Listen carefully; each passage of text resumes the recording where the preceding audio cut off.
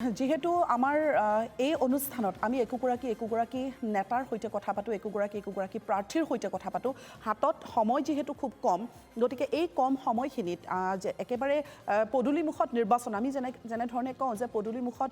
বিহু গতিকে এফালে বহাগ বিহু আনফালে নিৰ্বাচন এইবাৰ দেখিবলৈ পোৱা গৈছে যে নিৰ্বাচনী ধামখুমীয়া আৰু তাৰ মাজত বহাগ বিহুক আদৰাৰ প্ৰস্তুতি চলিছে নিৰ্বাচন শেষ হোৱাৰ লগে লগে ৰাজ্যত বহাগ বিহু আৰম্ভ হ'ব গতিকে এক উৎসৱমুখৰ পৰিৱেশ এফালে নিৰ্বাচনৰ উৎসৱ আনফালে ৰঙালী বিহু উৎসৱক আদৰাৰ পূৰ্ণ প্ৰস্তুতি চলিছে শেষ মুহূৰ্তত ৰণখন কেনেধৰণৰ হ'ব যুঁজখন কেনেধৰণৰ হ'ব এই ৰণ কিমান শক্তিশালী হ'ব সমূহ সমৰত থকা প্ৰতিদ্বন্দ্বী কেনেধৰণে সাজু হৈছে সমষ্টিৰ ৰাইজৰ মনৰ কথা জনাবলৈ চেষ্টা কৰিছোঁ এইবাৰ আমি ডিব্ৰুগড় সমষ্টিৰ যিখন আকৰ্ষণীয় যুঁজ সেই সম্পৰ্কত আপোনালোকক জনাবলৈ বিচাৰিছোঁ আজি মোৰ সৈতে উপস্থিত আছে ডিব্ৰুগড় সমষ্টিৰ বিজেপি দলৰ এগৰাকী শক্তিশালী প্ৰাৰ্থী পঞ্চমবাৰৰ বাবে তেখেতে প্ৰতিদ্বন্দ্বিতা কৰিবলৈ আগবাঢ়িছে বিধায়ক প্ৰশান্ত ফুকন ডাঙৰীয়া মোৰ সৈতে উপস্থিত আছে প্ৰশান্ত ফুকন ডাঙৰীয়া আপোনাক ওয়েলকাম কৰিছোঁ আমাৰ আজিৰ এই বিশেষ অনুষ্ঠানলৈ নেতাৰ কথা এই সেগমেন্টলৈ আপোনাক জনাইছোঁ স্বাগতম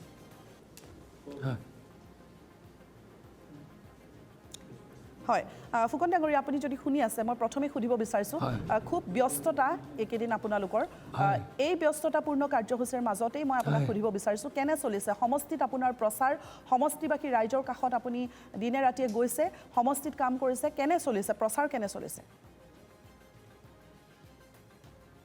চাওক মই নিৰ্বাচন বুলি নহয় মই ডে ওৱানৰ পৰাই মই ৰাইজৰ লগত সদায় সম্পৰ্ক ৰাখোঁ আৰু সেইকাৰণে মোৰ এইটো নিৰ্বাচনত এনেকুৱা হোৱা নাই যে মই কোনোবা নোযোৱা জেগাত যাব লাগিব বুলি মানে হাবুডুবু খাই পেলাই ক'ৰবাত যাবলগীয়া হ'ব বুলি মই ভবা নাই কিন্তু তথাপিও নিৰ্বাচনৰ আগমুহূৰ্তত ৰাইজক এটা মাত দিয়া অত্যন্ত প্ৰয়োজন বুলি ভাবি মই বিভিন্ন জেগাত প্ৰায় ডেইলি 6খনৰ পৰা 8খনকৈ সৰু সৰু মিটিং য'ত ষ্ট্ৰীট কৰ্ণাৰ মিটিঙৰ নিচিনা 80জন 60জন 100জন 200জন মানুহৰ লগত সম্পৰ্ক কৰিছোঁ আৰু তেওঁলোকক কথাখিনি মনত পেলাই দিছোঁ যে মই সেই অঞ্চলৰ কাৰণে ডেভেলপমেণ্টৰ কিখিনি কাম কৰিলোঁ আৰু বাকী থকা কামখিনি ডক্টৰ হিমন্ত বিশ্ব শৰ্মা ডাঙৰীয়াৰ নেতৃত্বত আগন্তুক দিনত মই কিখিনি কৰিম সেই কথাটো তেওঁলোকক আওৰাই থৈ আহিলোঁ মনত পেলাই থৈ আহিলোঁ আৰু তেওঁলোকৰ পৰা প্ৰতিশ্ৰুতি পাইছোঁ আৰু এই প্ৰতিশ্ৰুতি এটা খুব সুন্দৰ প্ৰতিশ্ৰুতি আৰু সেই প্ৰতিশ্ৰুতিৰ পৰা মই এজামশ্যন কৰি আগন্তুক দিনত মই এটা বৃহৎ সংখ্যক ভোটেৰে মই ডিব্ৰুগড় সমষ্টিৰ পৰা জয়লাভ কৰিম বুলি ভাবিছোঁ ফুকন ডাঙৰীয়া আপুনি যেহেতু আমি দেখিছোঁ যে প্ৰত্যেকবাৰে আপুনি ডিব্ৰুগড় সমষ্টিক প্ৰতিনিধিত্ব কৰি আহিছে আৰু এইবাৰ পঞ্চমবাৰৰ কাৰণে আপুনি প্ৰতিনিধিত্ব কৰিবলৈ বা এই যুঁজখনত অৱতীৰ্ণ হ'বলৈ আপুনি আগবাঢ়িছে গতিকে নিশ্চিতভাৱে আপুনি এগৰাকী খুবেই জনপ্ৰিয় নেতা আৰু আপোনাৰ সমষ্টিত যথেষ্টখিনি জনপ্ৰিয়তা আছে আৰু যথেষ্টখিনি সমষ্টিত আপোনাৰ ভেটি আছে গতিকে আপোনাৰ সন্মুখত সমূহ সমৰত প্ৰতিদ্বন্দ্বিতা কৰিবলৈ যিগৰাকী প্ৰতিদ্বন্দ্বী আছে যদিও তাত কংগ্ৰেছৰ প্ৰতিদ্বন্দ্বী আছিল প্ৰত্যেক বছৰে এইবাৰ কিন্তু বিৰোধী ঐক্যৰ ফালৰ পৰা অসম জাতীয় পৰিষদে প্ৰাৰ্থিত্ব আগবঢ়াইছে মইনাক পাত্ৰক গতিকে আপুনি কি ভাবে য'ত আপুনি এগৰাকী শক্তিশালী প্ৰাৰ্থী আপোনাৰ সমষ্টিত ভেটি আছে কেনেধৰণে এই যুঁজখন কেনে হ'ব বুলি ভাবিছে আপুনি নহয় চাওক এতিয়া কথাখিনি মই নিজেই ক'লে অকণমান শুনিবলৈ বেয়া হয় তথাপি ৰাজনৈতিকভাৱে মই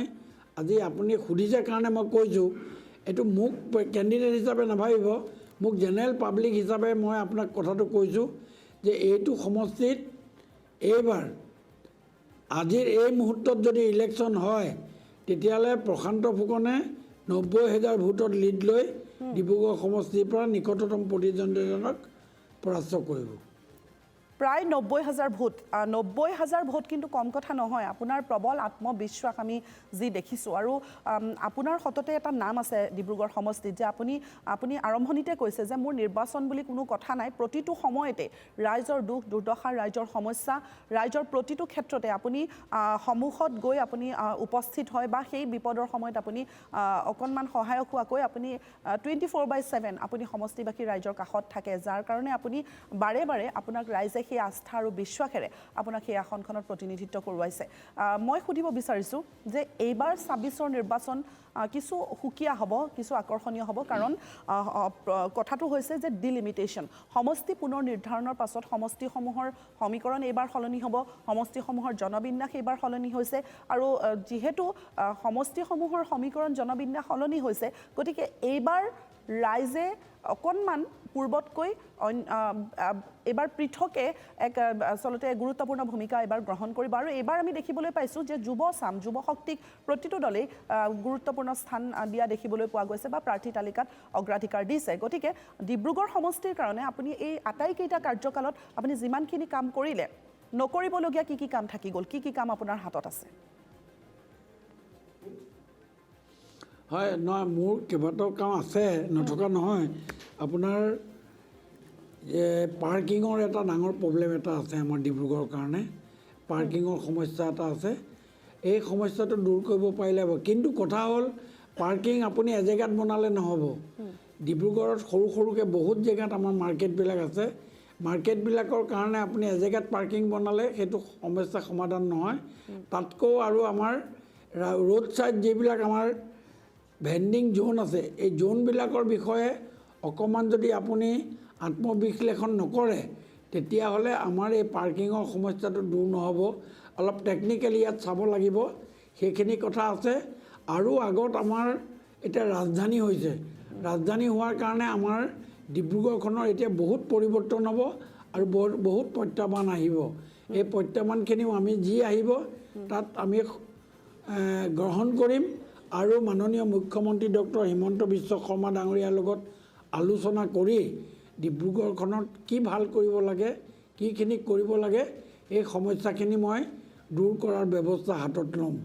খুব সুন্দৰ পৰিকল্পনা আছে আৰু আপুনি যিহেতু মোৰ প্ৰশ্নত আছিলেই যে ডিব্ৰুগড়ত যেতিয়া আমি অনুষ্ঠান কৰিবলৈ গৈছিলোঁ আমাৰ সমূহৰ অনুষ্ঠানটো আমি কৰিছিলোঁ ডিব্ৰুগড়ৰ আটাইকেইটা সমষ্টিক লৈ তেতিয়া ৰাইজে এই পাৰ্কিঙৰ সমস্যাটোৰ কথা কিন্তু বৰ গুৰুত্ব সহকাৰে কৈছিল মই নোকোৱাকৈ আপুনি যিহেতু ক'লে যে পাৰ্কিঙৰ সমস্যাটো সমাধান কৰিব সেইটো মোৰো সমস্যা সেইটোক লৈ মই বহুতখিনি যা যোগাৰ কৰি আছিলোঁ ৰেলৱেৰ পৰা মাটি বিচাৰিছিলোঁ ৰেলৱে মাটি দিম বুলিও কৈছিলে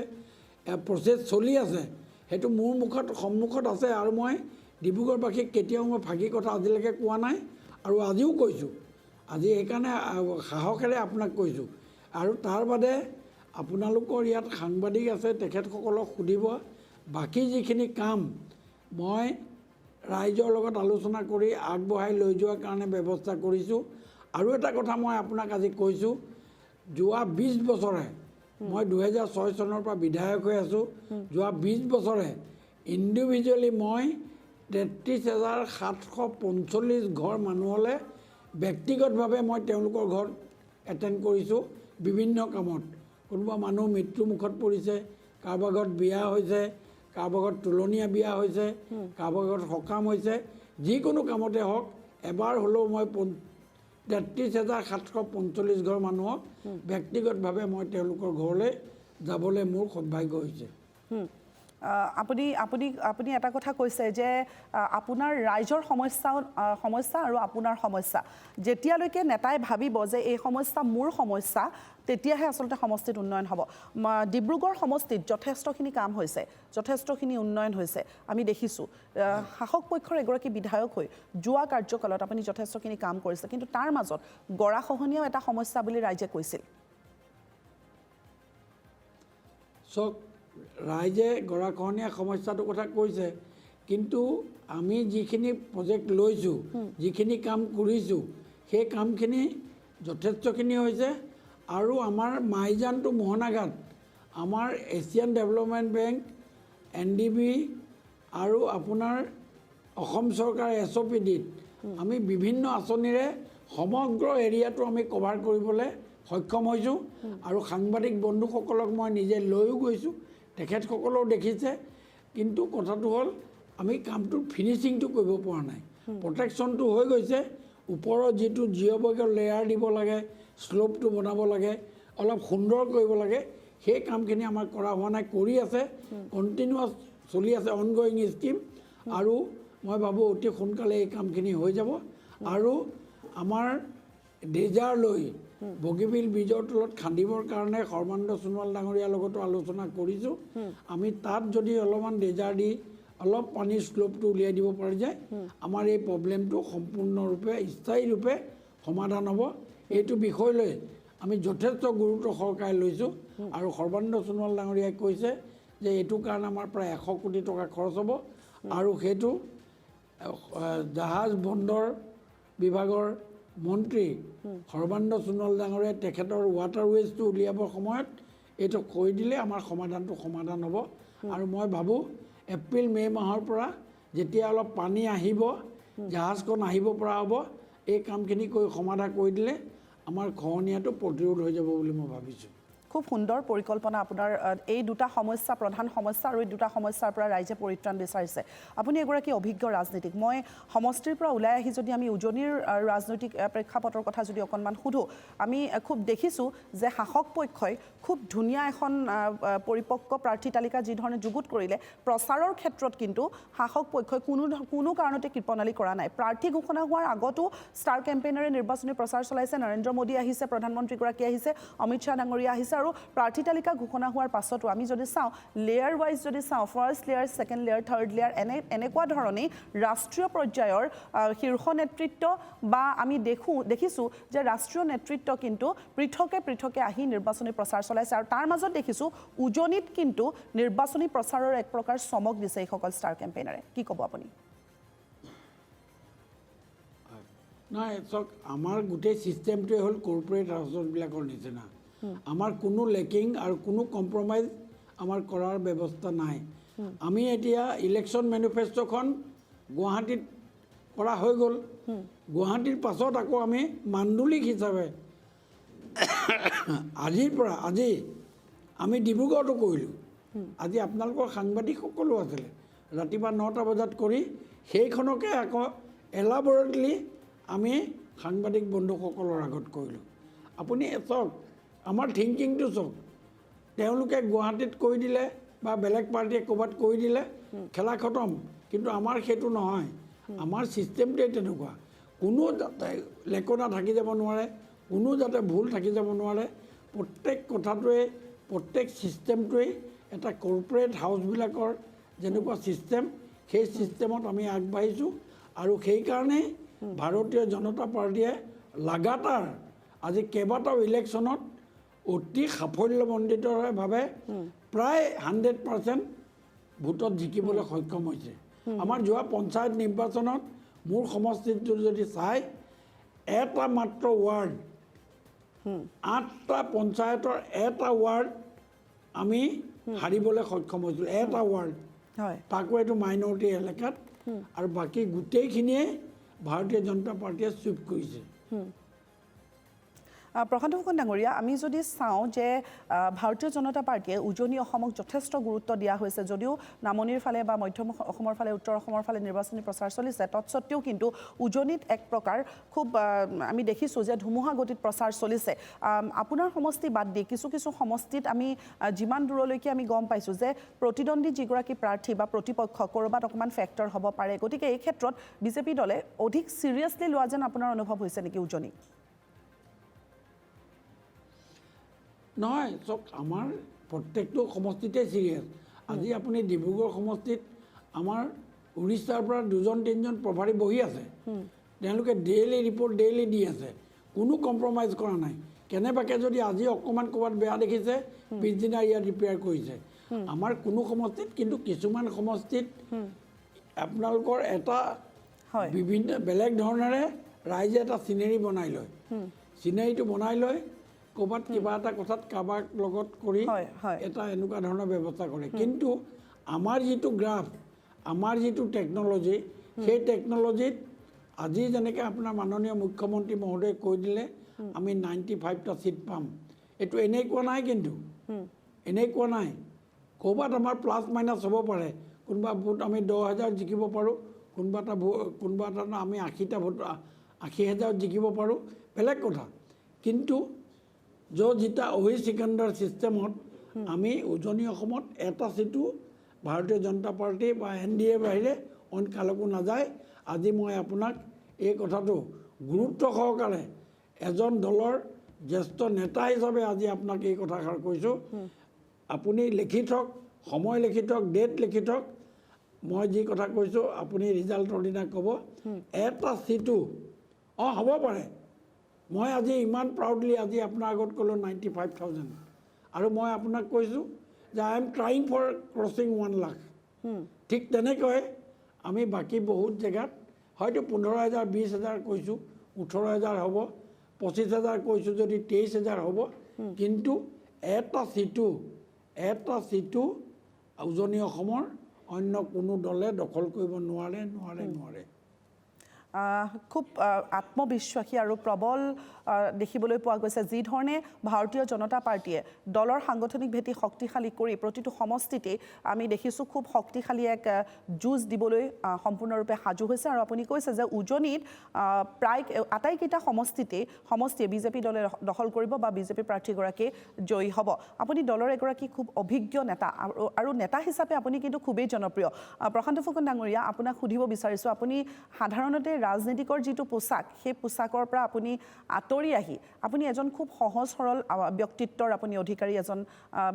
মানুহ গতিকে আপুনি নিজকে এনেধৰণে মেইনটেইন কৰিছে কাৰণ আপুনি মাজে সময় খুব চৰ্চিত হৈ পৰে আপোনাৰ ৰসিকতা আপোনাৰ সৰল কথা বতৰা বা আপোনাৰ কিছু মন্তব্য কিছু কথা সুকীয়া কথা বতৰাই আপোনাক যথেষ্ট সময়ত বা কিছু সময়ত আপোনাৰ ৰাইজৰ মাজত যথেষ্ট জনপ্ৰিয় হৈ পৰে কিয় আপুনি পৃথক নহয় চাওক মই প্ৰথম যিদিনা জিকিলোঁ সেই সময়ত মই পলিটিকেলি -0 আছিলোঁ -0 আৰু মই ব্যৱসায় কৰিছিলোঁ কিন্তু ডিব্ৰুগড় ৰাইজে মোক পলিটিকেলি মই বোকাত পৰি থকা মানুহ মোক উঠাই আনি গা চা ধুৱাই মোক ক'লে তুমি যোৱা গৈ বিধানসভাত ডিব্ৰুগড়ৰ হৈ কাম কৰা এই যে এটা নেগেটিভ মানুহ এটাক ইমানকৈ পজিটিভ কৰিলে ডিব্ৰুগড়বাসী ৰাইজ সেইদিনাখনে মই ভাবিলোঁ যে ডিব্ৰুগড়বাসী মোৰ কাৰণে ভগৱান আৰু এই ভগৱানক যেনেকৈ মানুহে অতি গুৰুত্ব সহকাৰে লয়েলি লয় ভগৱানৰ ওচৰত মূৰ দোৱাই যেনেকৈ কাম কৰে ঠিক তেনেকৈ মই ডিব্ৰুগড়বাসীৰ ওচৰত আজিৰ দিনটোতো মই এই কাম কৰি আছোঁ আৰু মই ভাবোঁ যে এইখিনিয়ে ডিব্ৰুগড়বাসীয়ে মোক 4বাৰকৈ মোক উপহাৰ দিলে আৰু আপুনি চাওক প্ৰথমবাৰ 176 দ্বিতীয়বাৰ 19,000 তৃতীয়বাৰ 28,000 আৰু চতুৰ্থবাৰ 38,000 আৰু সৰ্বানন্দ সোণোৱাল ডিব্ৰুগড় ছেগমেণ্টত 50,000 আৰু এইবাৰ মোৰ টাৰ্গেট মোৰ লক্ষ্যই হৈছে 1 লাখ ভোটত জিকিবৰ কাৰণে আৰু 4 দিন সময়ৰ পাছত আপোনাক মই কনফাৰ্ম কৰি দিম যে মই 1 লাখত জিকিম নে 95,000ত জিকিম খুব সুন্দৰ প্ৰশান্ত ফুকন ডাঙৰীয়া মই সুধিব বিচাৰিছোঁ যে আপুনি খুব জনপ্ৰিয় খুব ভাল আপুনি ভাল কাম কৰিছে ডিব্ৰুগড় সমষ্টিত উন্নয়ন কৰিছে আৰু কৰিবলগীয়া যিকেইটা মেজৰ কাম আছে সেইকেইটা আপুনি আগন্তুক কাৰ্যকালত কৰিম বুলি আপুনি লক্ষ্য বান্ধি লৈছে বা পৰিকল্পনা হাতত লৈছে ভালখিনি বাদ দি আমি যদি অকণমান বেয়া ফালে আহোঁ সমালোচনাৰ কথালৈ আহোঁ কেতিয়াবা ৰাজনীতিকৰ কিন্তু সেই আমি দেখোঁ যে গোটেই পৰিক্ৰমাটোত আমি দেখোঁ যে ভাল কামত যি ধৰণে ৰাইজে বাহবা দিয়ে ঠিক সেইদৰে অকণমান ৰাইজ অসন্তুষ্ট হ'লেই কিন্তু সমালোচনাও কৰে বা ৰাইজ ক্ষোভিত হয় এই কথা বতৰাখিনিয়ে কেতিয়াবা আপোনাক ডিষ্টাৰ্ব কৰে নেকি এই সমালোচনাবোৰে না শুনক সমালোচনাটো এটাতকৈ বেছি ভাল বস্তু আমাৰ আগতে আপোনালোকে মনত আছে নাই ক'ব নোৱাৰোঁ আগৰ দিনে গাঁৱত এই দোকানবিলাকত এটা সৰু পেলু দৰৱ পাইছিলে বুজিছে এণ্টিপাৰ বুলি পেলু দৰৱ পায় সেই পেলু দৰৱটো মাজে মাজে মাক দেউতাকে আনি ল'ৰা ছোৱালীক খুৱায় খালে কি হয় নেক্সট দিনা বহুত পেলু চেলু ওলায় পেটটো ল'ৰা ছোৱালীক এটা স্বাস্থ্য ভাল হয় এই পলিটিক্সত সমালোচনাটো এণ্টিপাৰ হয় এই পেলু দৰৱটো হয় এই পেলু দৰৱটো মাজে মাজে খাব লাগে সমালোচনা কৰিলেহে গম পাম গাড়ী চলাই যাওঁতে মোক ক'ত ব্ৰেক মাৰিব লাগিব কি কৰিব লাগিব যদি ৰাইজে মোক সমালোচনা কৰে তেতিয়া মই সাৱধান হৈ যাম সমালোচনা নকৰিলে মোৰ আমাৰ আত্মগৌৰৱটো হ'ব মনত বহুত ঘমণ্ডি হ'ব সেইকাৰণে সমালোচনাটো দৰকাৰ সেই যেনেকৈ পেলুৰ দৰৱ মাৰিবৰ কাৰণে পেলু দৰৱটো দৰকাৰ এণ্টিপাৰ বুলি ঠিক তেনেকৈ পলিটিক্সতো এই এণ্টিপাৰটো দৰকাৰ আমি আমি শেষ কৰিম যিহেতু মোৰ শেষ প্ৰশ্ন মুখ্যমন্ত্ৰীগৰাকীয়ে কিছুদিন আগতে ভৱিষ্যতবাণী কৰিছে যে NDA কিমান আসন লাভ কৰিব বা বিৰোধী ঐক্যই কিমানখন আসন লাভ কৰিব ৰাইজৰ দলৰ ভৱিষ্যত কি AIUDFৰ কিমানখন আসন এনেধৰণে মুখ্যমন্ত্ৰীগৰাকীয়ে কিছু ভৱিষ্যতবাণী কৰিছিল আজিৰ দিনটোত যদি মই আপোনাক সুধো আপুনি যিহেতু দলৰ এগৰাকী জ্যেষ্ঠ নেতা জ্যেষ্ঠ ৰাজনীতিক আমি যদি আপোনাৰ পৰা এটা মতামত লওঁ যে আজিৰ দিনত আজি যিহেতু হাতত মাত্ৰ 4টা দিন বাকী আছে 9 তাৰিখে সকলো প্ৰাৰ্থীৰ ভাগ্য ইভিএমত বন্দী হ'ব আৰু 4 তাৰিখৰ দিনটো ঐতিহাসিক দিন ফলাফল নিৰ্ণয় হ'ব আগন্তুক 5 বছৰৰ বাবে আগন্তুক কাৰ্যকালৰ বাবে আজিৰ দিনটোত আপোনাৰ মনে কি কয় কোনে কিমানখন আসন লাভ কৰিব আজিৰ দিনটোত যদি আপুনি হিচাপ কৰে কংগ্ৰেছৰ 17টা ছিট আছে কংগ্ৰেছৰ 17টা ছিট কংগ্ৰেছে আজিৰ ডেটত ট্ৰাই কৰি আছে যে আমি কেনেকৈ LOP কৰোঁ 21 জন নহ'লে LOP নহয়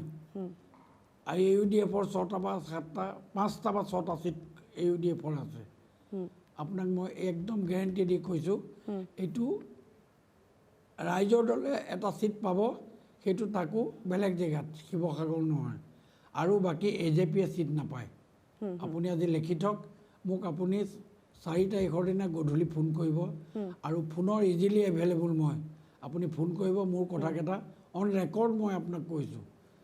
আপুনি বাকীকেইটা ছিট ভাৰতীয় জনতা পাৰ্টি আৰু NDA পাব আমাৰ লোৱাৰ হেৰিত বড়োলেণ্ডত আমাৰ 10টা ছিট আছে আপুনি লিখি থওক মোক কোনোবাই গালি দিব পাৰে মই কৈছোঁ 10টা ছিট আছে আজিও 4 দিন আছে মই এতিয়ালৈকে 10টা ছিটত মই মোৰ ফালৰ পৰা অবজাৰভেশ্যনত কাৰণ যিহেতু বহুত পুৰণা হৈ গ'লোঁ গোটেই এৰিয়াবিলাক চিনি পাওঁ মই 10টা ছিট পাম বড়োলেণ্ডত ঠিক আছে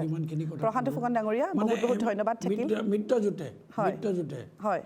ধন্যবাদ থাকিল ব্যস্ততাপূৰ্ণ কাৰ্যসূচীৰ মাজত যেহেতু হাতত সময় খুব কম আপোনালোকে দিন ৰাতি একাকাৰ কৰি নিজৰ কামত ব্যস্ত নিৰ্বাচনী প্ৰচাৰত ব্যস্ত ৰাইজৰ কাষ চাপিছে আৰু নিজৰ পৰিকল্পনাখিনি সুচাৰুৰূপে সম্পন্ন কৰিবলৈ সাজু হৈছে গতিকে